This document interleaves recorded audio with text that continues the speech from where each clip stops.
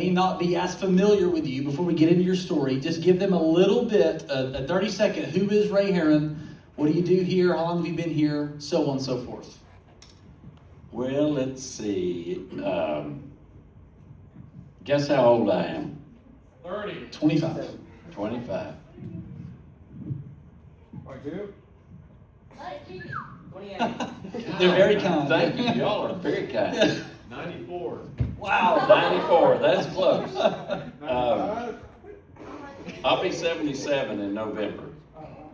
I know. I don't look a day over 76. But I was saved 66 years ago. A long time. But anyway, a lot has gone on in my life over the years. But I have tried to stay close to God. I didn't always do that. I said I tried. So in all the aspects of my life, certain things have happened that have drawn me closer. And as a result, my goal in life is to live every day as if it were my last. Because it has been my last 3 times. So, with that being said, I started, I was, Yeah, go ahead. more than 30 Yeah, seconds, go but ahead, man. I got married at a ripe old age of 20, and Lou and I were married in 1969. In November of 70, actually in September of 70, I'd been in med school 10 days, so I was almost a doctor. Good, some of you got that. So, Tough crowd, right? Tough crowd. just short of about 7 years. But anyway, I got drafted into the Army in 1970, 10 days after starting med school. And Uncle Sam needed rifle toters, so they didn't care what my career was. The first 180 birthdays selected were going to be drafted. No deferments, any of that stuff. Lou was 7 months pregnant with Stacy, who works here, church receptionist. Stacy, big, tall, skinny, anemic-looking thing. She came along in November while I was in boot camp, as a matter of fact. They sent me away to be at Fort Sam Houston to be a medic. Imagine that, almost a doctor. You did 10 days of medical Yeah, school. yeah. So it was close, medical and medic. So anyway, I spent 6 months at Fort Sam Houston and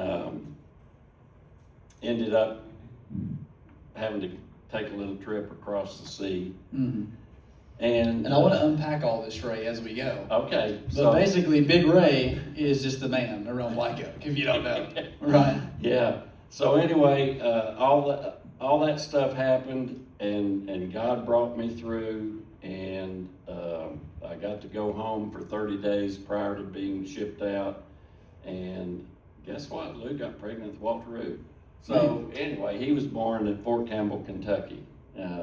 But anyhow, all that being said, I got to experience a lot of things. After I got out of the Army, I had a degree in biology, which wasn't going to take me very far. Med school would take me back, but I had to have a year's worth of refresher courses, and Uncle Sam wouldn't pay for that. We had both kids at the time. Lou was home taking care of babies. I figured out back in my day, college was on quarterly system, not semester. So in 3 quarters, I picked up a business degree, got into the banking world, went to work at Home Federal, worked there 13 and a half years. FDIC, Federal Deposit Insurance Corporation, came to town in 1983 when the United American Bank failed, and they paid us dumb old country banking boys a lot of money to come to work there. So all of that leads up to this. So I retired from FDIC in 2016. Amen. So, and they, after about 3 or 4 months at home, Lou said, "You need to get a job. This retirement thing ain't for you." So Walter Roo has a painting business. Alex you traitor. Yeah, Alex is going to work somewhere else, but he's been working with Walter and Elijah's now working with Walter and he'll try to take care of him somehow. But anyway, so I went to work with Walter, worked with him for several years, and then out of the blue in the latter part of 2023, FDIC reached out and said, would you be interested in coming back? And I said, why? I'm retired, getting a retirement check, Social Security. And they said, well, we've got a new program, we're needing experienced folks, and we'll let you continue to draw that stuff and pay you on top of that. And I said, wow, what a great country we live in. We like double pay. We like double pay. Yeah. And so I'm just milking it for all I can, as long as I can stay healthy. Amen. So anyway, joined Black Oak shortly after retiring in 2016. So I've been here just at 10 years. I think Todd got here about 6 months before I did, or I'd have been the pastor. Yeah. But, Right. anyway, so that's 30 seconds of my That's life. good. Yeah. That's good. So Ray, we talk about testimonies basically in 3 big movements, and all those are super complex, and we'll go where the Spirit wants us to go. But we break it into life before Christ. We break it into what were the circumstances that led us to Christ, people, places, things, events. And then, man, what has God done in our life since Christ? And really, as we look back the whole way, we found out. And so take us back to the beginning. Who was little Ray Herron, and what did sort of early childhood, early maybe teen life look like for Ray on your path to Christ? Thank you.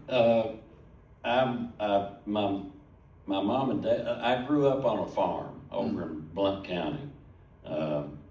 I milked cows at the ripe old age of 6. But that worked out well. That's utterly hard work. That is utterly. Yeah, it is. And it's moving when you have to do that. Yeah.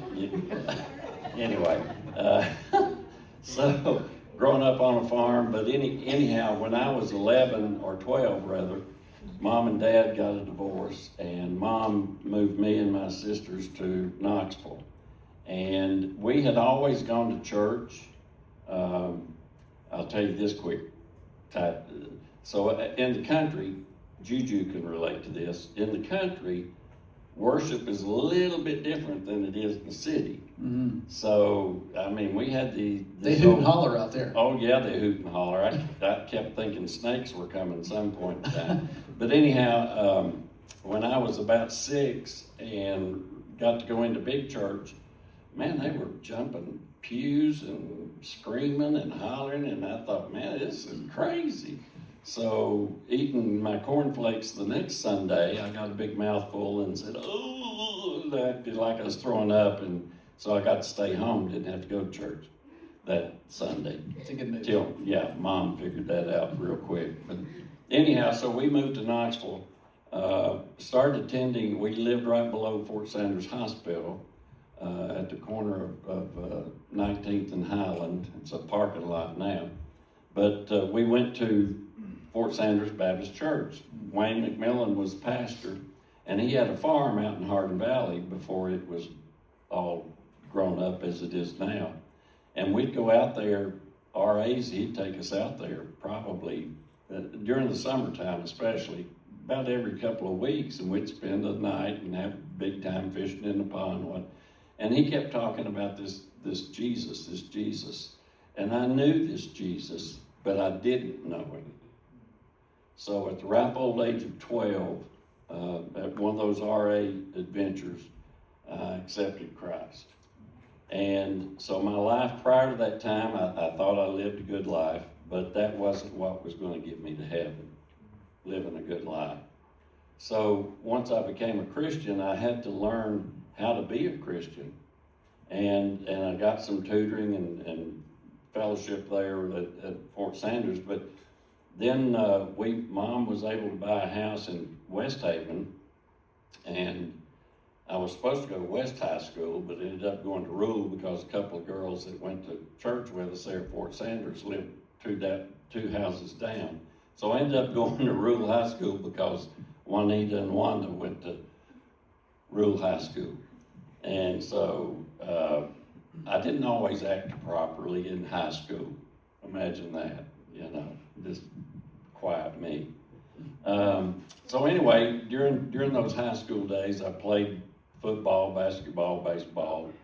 Thought I was a big man on campus and all that good stuff. Had a few colleges after me for football and basketball. Ended up going to Tennessee Tech and got to play a little bit of basketball down there. And during that time, I really got away from God. I was the first time I'd ever been on my own, and didn't go to church. I stopped going home on the weekends. Got to hanging out with a couple of the older guys on the basketball team, and we weren't doing things we should have been doing. One was like going to class. Yeah, that really worked out well. I flunked music appreciation. That's hard to do. Yeah, and I paid for that dearly. So just to give you an example of what can happen when you act like an idiot like I did, Coach Inman called me in his office one day and he pushed some papers over in front of me and he said, "I need you to sign that." And I said, "What is it?" And he said, "Your scholarship." And I said, "Well, I've already signed that." And he said, "I know, and now you're going to sign it and give it back to the university, and I'm going to give it to somebody that wants it." And I said, "What do you mean somebody that wants it?" And he said, "You know what you've been doing. One, you haven't been going to class. Your GPA is like crazy in the hole. What do you think your mom would say?" And I said, "My mom would absolutely kill me. By then I'm bawling. You cannot kick me out of school. My mom can't afford for me to go to school. So please don't do this." And he said, "Well, please do what you're supposed to do." And I sat in your living room and told your mom that I would make you go to church, or not make you, but I would have you go to church with me and my family. And you haven't been but one time. And he said, "So Sunday morning at 8:30, I expect you to be standing by my car." That changed my life completely. I'm telling you, folks, man, I could drink Pabst Blue Ribbon beer till the cows came home. I thought that was what you're supposed to do. No, it's not. Please don't get into that. Please don't get into that. You may think it's cool and all that, but no. Coach Connie Inman changed my life. I've not had a drop since. And after I finally got through school, anytime I go through Nashville or go to Nashville, and I'd always stop in Cookeville and say hello to Coach Inman. He changed my life. Now, since that time, I've tried my best to raise our children in church, and all of y'all come to church. Your parents may make you come to church. Walter and Stacy didn't have an option. We didn't ask, "Are you going to church?" Sunday, you went to church. Wednesday night, you went to church. I was fortunate enough to have a lot of fellas that mentored me, older men that took me under their wing and helped me grow as a Christian. And as a result, my life has become so much better, so much better. And I know you hear these stories a lot, but I'm here to tell you, I'm living proof that things can be different, and they will be different as long as you've got God in your heart. As long as you've got God in your heart, your life will be entirely different. I could have been an alcoholic. I could have been a bum. I could have been in jail. Probably would have been, except for the grace of God and Coach Connie Inman. Yeah, I mean, that's the kind of person that we need, but then we need to become, I think about people like that, people who really have the guts to say the thing nobody else wants to say. Yeah. We sometimes in Christianity, we're too nice. We don't want to offend anybody, right? And there's a lot of real nice Christians who just said, oh, that Ray, and they probably brought your name up in prayer circle, and they probably, bless his heart, but the dude had the guts to say, Ray, Yeah. right? You idiot. Here's what I say. Real friends don't stab you in the back. They stab you in the chest. Oh, yeah, that's awesome. In the I like front. that. I like I love you, and you're going to wreck your life. And so with love, here's what we're going to do. Yeah. I'm going to call you out on it, and I'm going to hold you accountable. Yeah. And we need to be that. Have the guts to tell somebody what they need to hear, right? Each other. So it doesn't have to be the worst thing of all time. Sometimes we just need to hear each other say, hey, you could do better in this area. You might be blind to this. But ultimately, yeah, we can save some people's lives if we do that. And I bet he knows. I bet you've told him as you visited him. But I bet he doesn't really grasp probably the impact that he's made. Oh, he did. He did. He died a few years ago, but he totally understood. Every time I stopped to see him, I made sure that he understood. Yeah. That I'm a changed man because of what you did. Yeah. What you, as a Christian, did. Called me out. Yeah. And set me where I needed to be. Yeah. On the right path. And your story has some similar themes that we've heard. A lot of times we hear testimonies that are super, super bad and exciting before Christ because these sell. They meet Christ on almost a Damascus Road experience, and then seemingly, according to their testimony, they're completely renewed, no sin struggles, right? You see this really black and white testimony a lot of times because that gets views and clicks. When you dig into most believer stories, there's a lot of sanctification on the back end of salvation, right? We're not the Hell's Angel that saw Christ and then became a pastor 3 years later. We got saved typically at a young age, which means the devil's going to do his work after that. Absolutely. And a lot of times we struggle with the fact that I've had to sanctify and I've had to give up sin post-salvation, but that's a lot of people's story. Yeah. You know, you found yourself genuinely saved at 12, but at 18, 19, 20, 21, far from the Lord. Yeah. And it took a believer calling out in you what was in there as to give up sin. And so sanctification is just a great thing. When did you meet Lou, Ray? While I was at Tennessee Tech, that first summer at home, one of my cousins was an x-ray technician, and so she had gone to x-ray school with Lou. And she said, man, I've got this really neat friend, you've got to meet her. And so I did, and I went home and I told my mom, this is really stupid, I told Mom, I said, I'm gonna marry that girl. Yeah, Carlito, that's funny. I thought the same thing. I'm going to marry that girl. So we started dating. A year and a half later, we got engaged, and a year later, we got married. And a year later, we had Stacy, and a year later, we had Walter. And I love to tell this story. So my mom and her family are from Cades Cove before it was a national park. So, they grew up in the country, right? The real country. And so Mama Abbott was the epitome of a Christian woman. Never saw her upset, never saw her angry, never saw her say a bad thing about anybody. You ask Mama Abbott, well, what about old Ray Herron? And if she said, well, he's a pretty good boy, you knew she knew something bad, but she wasn't telling it. So anyway, I loved that woman dearly. And so after Papa Abbott died, they had never been away from home, never spent a night away from home. FDIC had us out in Kansas City. And so Mom brought Mama Abbott out there, and we had a good time. They stayed a couple of weeks. We had a good time, and they were getting ready to leave, and Lou was hugging Mama Abbott by, and Mama Abbott turned and said, you've done a good job raising your 3 kids.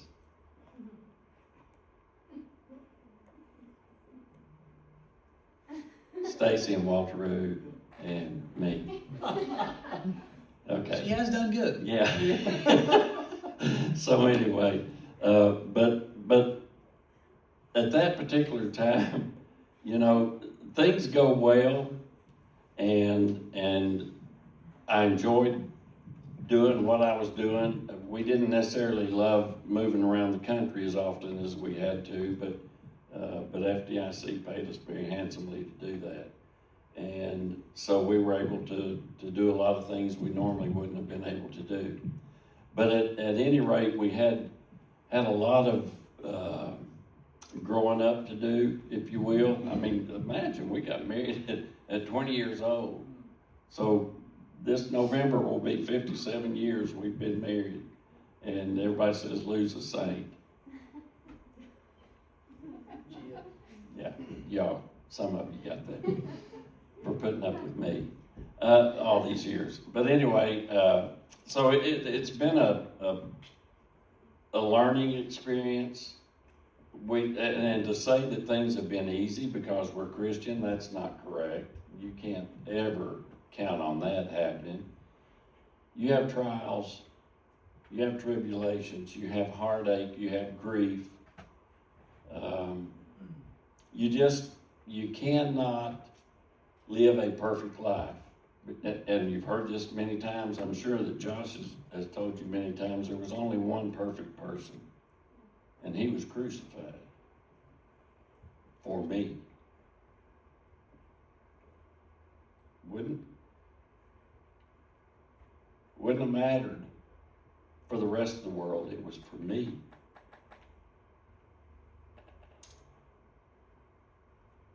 We could never thank him enough for the place that he took for me, right?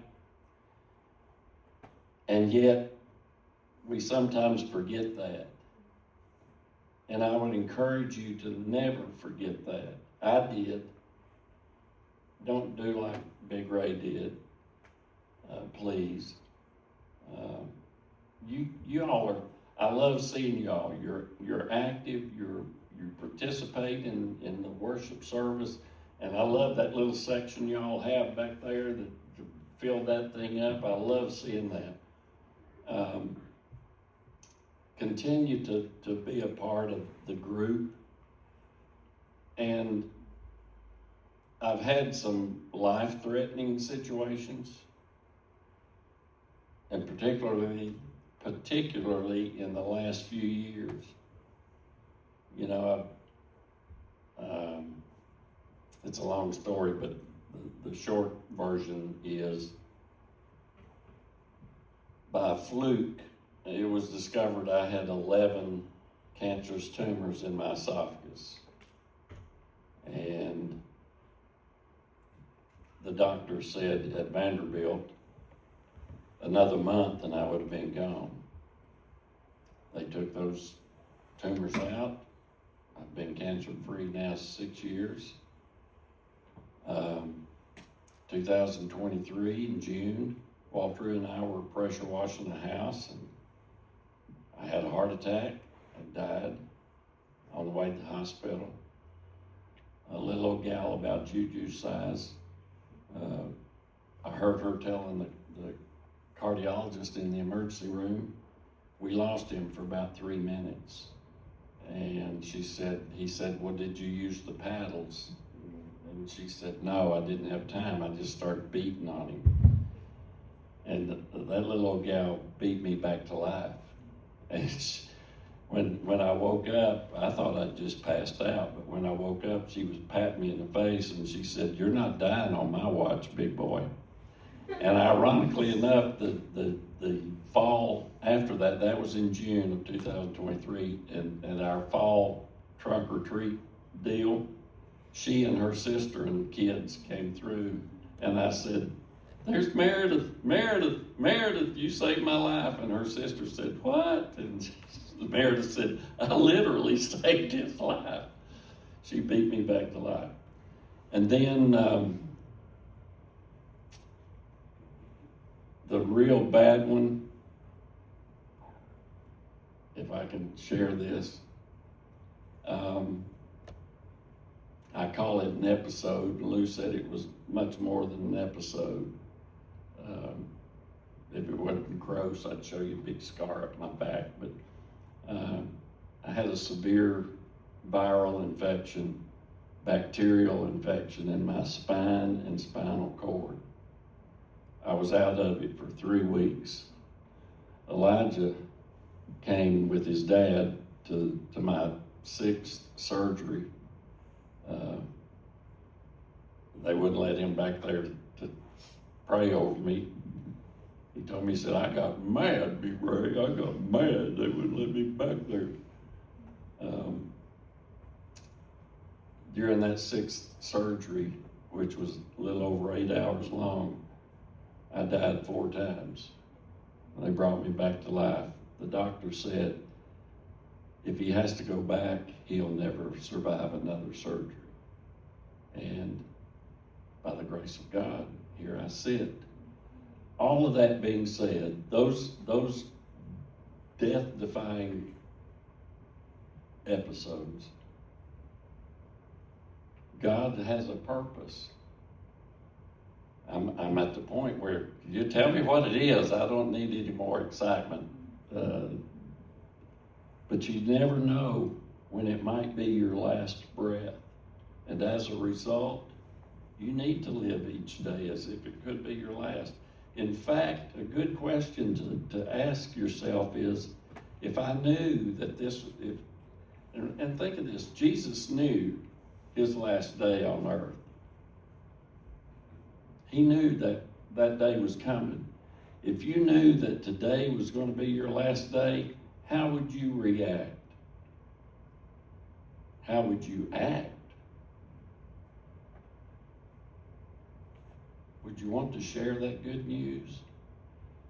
You know, the two previous times, the cancer and the heart attack, my prayer at that point was, don't take me now, I need to take care of Lou. Stacy and Walter Rue and Lou told me this last time when I was in such agony and pain. Again, I was totally out of it for 3 weeks. I'm telling you what I was told happened. Todd said that I was praying, God, take me home. That's how suffering in a situation I was at that point. That was selfish. I just wanted some relief, I guess. God left me here for a reason. And that reason is, you know, at FDIC, I work with a team that does bank exams, and we make sure that your money's safe and all that good stuff at these banks. And these bracelets, I bet you I've handed out bags of these things. And it gives me an opportunity when somebody says, oh, wow, is that UT? And I said, no, this is a whole lot better than UT. And give them a bracelet. And then, wow, why do you do that? Gives me an opportunity to share that testimony. I prayed to God after 43 days in the hospital. I said, God, if you get me out of this, I promise you I will share that story every opportunity you give me. Now be careful when you pray stuff like that, because he will give you that opportunity. There has not been a week gone by. It was a year in June, or July the 16th was 1 year since that started. And I've told that story at least once a week since that time. You have to be ready to share your story. Everybody has one. Everybody has one. And I think it's great that we can fellowship and enjoy each other and have a great time while you're at church. But when you're not at church is when you share your story. People want to hear it. I promise you they want to hear it. So, and everybody's got one, right? Everybody's got one. Because people will, if your story's simple, there's people that will relate to that story, it being simple, right? Ray, God often teaches us through trials, storms, tribulations, hard things, which you've already alluded to. Your health has given you many of those. When, death kind of stares you in the face, you realize what's important. You realize whether you really know Christ or not. But I know God has had some other things in your life that I'm sure have been trials for you and have been testing for you. A couple of those being that maybe you can hit on. I know you served in the military and you were in some hard places. And so maybe talk about your path there, maybe what God taught you. You don't have to get into any detail of anything that you don't want to, but how did God use that in your life to refine you and sanctify you? That is a year of my life that is back here somewhere, and I totally blocked it out.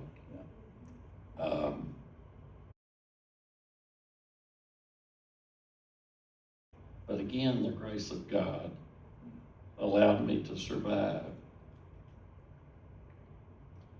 You've got to be in a position to where you know that you know that you know, right? So that you can tell somebody else that may not know.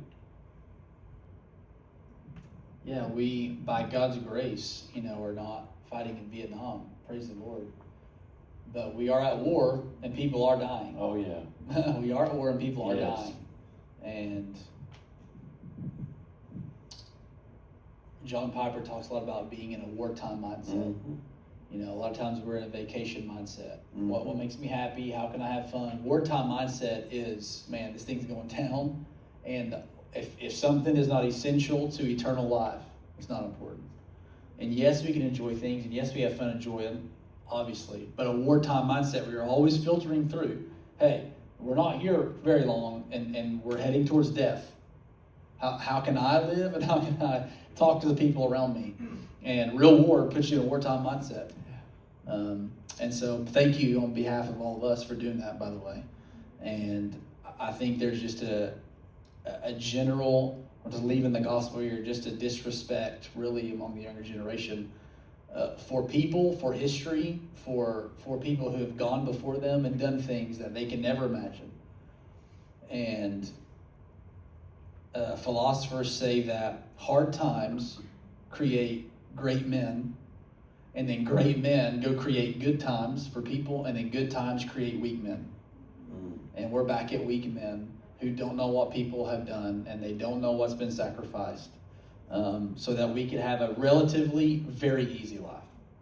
Very easy.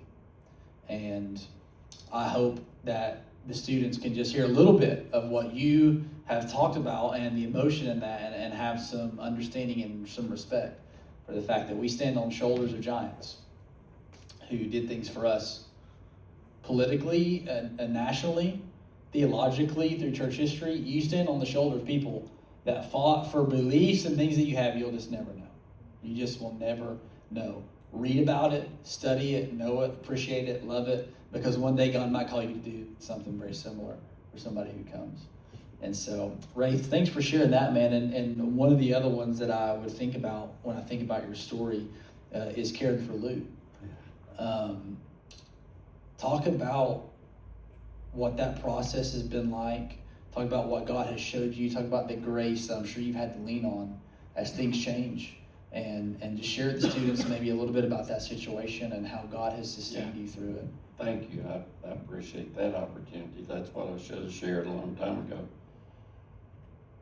36 years ago, Lou was diagnosed with lupus. And for you that don't know what that means, lupus is an autoimmune disease where the body fights itself. So her joints and muscle have always been attacked by her body. Now, the first several years, she was okay and tolerated it. Then it got to the point where it was a little more severe, and the last few years, it's been very severe. And so,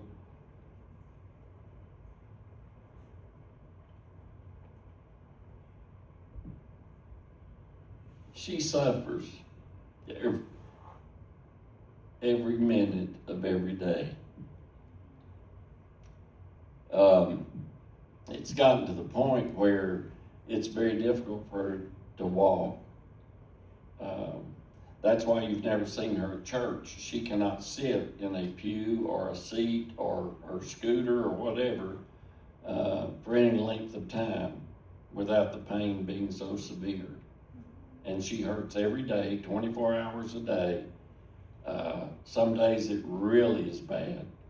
So when FDIC reached out to me a few years ago and and asked if I'd come back. My first thought was, I can't do that. But then God said, hey, Stacy could maybe come back home and help you out. So that's what we did. So because Stacy was able to come back home and help with her mom, then I was able to go to work and make some money, more money. Money. Anyway, so. That was free of charge. Right? Yeah, that doesn't cost any extra. So anyway, it's worked out very well for Stacy to be there, but let me tell you, if you know anybody that's in severe pain daily and most of their life, I mean, she was and is one of the strongest Christian women I know. She was very active in church. We served on the youth committee for probably 20 years. But anyway, her life is going to the doctor, and that's it. She taught me how to cook, thank goodness, and I love to cook. And so, when I'm home during the week and not on a bank exam, I cook supper. The weekends I cook, and I love it, and it takes care of her. She doesn't have to worry about that. She doesn't have to worry about anything, really. I call her Queenie because she gets waited on hand and foot. But that's paid good. her back for all those years. Yeah, but that I think is one reason God left me on earth, is to take care of Lou. The other is, and I've got to share this with you. So Walter Rue went to seminary, right? He was a youth pastor until he had a brain aneurysm, and then that stopped him from doing that. But anyway, the first year of seminary at Southeastern Seminary, Paige Patterson was the president of college at that time, seminary. And Walter Rue went in and talked to him one day about his mom. And he said, why does God allow people like my mom to suffer? And Paige Patterson didn't give him an answer. He said, from what you told me about your mom, ask her. So he came home at Christmas and asked his mom, why do you think God lets you suffer like you do? And she said, why wouldn't he? Now that's heavy. You may not understand that. But her faithfulness is shown through, she never complains. I have never heard her complain about her condition. What a testimony. So when I've had both knees replaced, a hip replaced, shoulder replaced. I'm a bionic man. You're too young to even know what that meant. But when you get to heaven and be glorified, you'll be halfway done, man. Do they have metal detectors? I may not get in. But, when I've had those surgeries, and she would be in the room at home with me or whatever, I'm fine. When she leaves the room, I'm the biggest baby. Ooh, this hurts. I cannot imagine the pain that she suffers, and yet she wakes up with a smile. So it's a privilege and an honor to take care of somebody like that, to help take care of somebody like that. I'm honored. Wedding vows are sacred for a reason. Yeah. Yeah. So, just remember that. You may know people, and you may have people in your family that suffer with illness or health issues. You never know maybe how they suffer. Never know. So be ready to help in any way that you can. I'm sure that taught you and her a lot about love. Oh, absolutely. We have our definitions of love that we get from books and music and movies, and it's really stupid and not the right definition. Yeah. And we just feed it to ourselves, like that's okay. My 10-minute Bible study will outweigh that. It won't. Yeah. But then you figure out what it is Yeah. when you sacrifice for somebody. And what an amazing woman that would keep her faith. You look at people like that and think, do I even have that? Would I have given up a long time ago? Yeah. And you just see such a genuine faith that the Bible says has been refined by fire, and so it's been purified. You know, it's burned the dross, and there's this pearl of a human that's been created by friction and by heat and by pain. And I think when God restores all things and there is no sickness and disease, they'll have a reward far better than ours. There will be rewards in heaven. I agree. Heaven's not about equality. I agree. It's about it being rewarded for what you did on earth. Yeah. And I'll be a lot farther away from the throne room than people like Lou. Yeah. And so that's love. That's she on the front end of your story was a big part of your story, and on the back end you've been able to return that and love on her. Yeah. Ray, what has been, to shift gears as we close here, what's been some of the most exciting, fulfilling aspects of your life serving Christ in the church? What has excited you and been the most joyful for you? In church? In anything. Church, life. My family obviously is number one. And I don't say this in a bragging fashion, but my last position at FDIC for 6.5 years, I was in charge of the largest department of FDIC. And we had 116 employees and 14 managers. And the buck stopped here. And so when we got everybody hired, we started a whole new department. When we got everybody hired, I had a staff meeting every week, and once all those people were there, I said, some of y'all may not know about me, but I'm going to share a few things with you, and I'd like to start with my priorities in life. Number one's God. Now, I'm in a government position. You're not supposed to talk about God. Number one's God. Number two's my wife. Number three's my children, my family. Number 4 is my church, and number 5 is my job. And a bunch of them looked at me like, what? And I said, yeah, if you've got number 5 up here at number 1, we need to talk, because that's not where it should be. That's not where it should be, in my opinion. And I'll be happy to talk to any of you about that opinion anytime you want to talk. And if you need to report me to HR for saying God and that God's number 1 and not my job, you go ahead and do that. God will take care of me anyway. So we had a good time. And I will say this too, as I cooked for that group once a month. Lou taught me how to cook, so I cooked, and it was an all-day affair. You imagine feeding 134 people lunch. But anyway, so you've got to get your priorities in order. My big thing about life and enjoying life is my family. Jordan, Stacy's daughter, is getting ready to have our first great-grandchild, due the 1st of October. That's joy. Seeing Casey Grace, you all know Casey. How could you not know Casey? You talk about a blessing.